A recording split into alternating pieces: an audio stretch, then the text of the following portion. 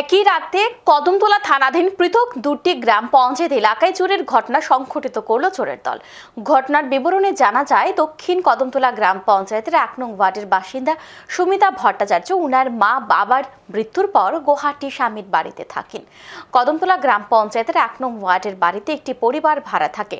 মঙ্গলবার সন্ধ্যায় ভাড়াটিয়া চিত্তরঞ্জন দাস স্ত্রীকে নিয়ে বাজারে যান।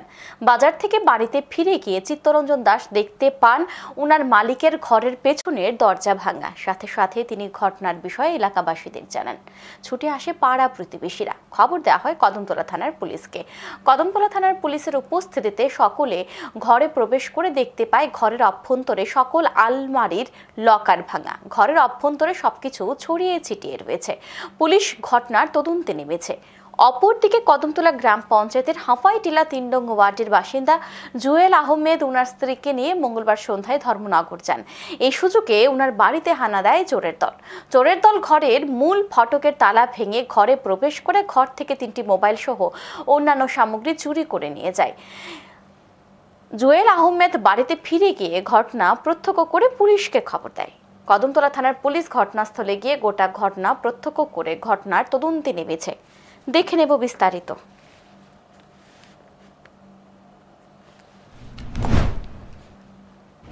হঠাৎ করে গেট খুলছি, খুলিয়া দেখি গ্রিলের তালাটা ভাঙ্গা, দরজাও খোলা। তারপরে তো আইয়া ঘরের ভিতরে ঢুকে আমরা আমার একদম জ্ঞান হারা এরকম অবস্থা হয়ে গেছে। দেখি কোনো জিনিসপত্র সব কিছু সানা অগুছালো ফালাই। তারপরে তো চিৎকার চেঁচামেচি করছে, করার লগে পাড়ার লোক ১-২ জন আইছে।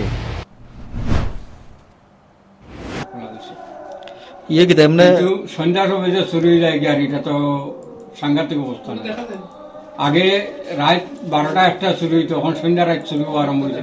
বাজারও মানুষ যাইতে পারে না, যদি তো ১৫০ টাকাও দিত। এটা কোন জায়গা? এটা দক্ষিণ কদমতলা ১ নম্বর। আপনি এই বাড়িতে ভাড়া থাকুন? হ্যাঁ, ভাড়া থেকে। এমনি বাড়ির আর কেউ নাই? মানুষ থাকে? কেউ নেই, মালিকও নেই, মালিকিনও নেই।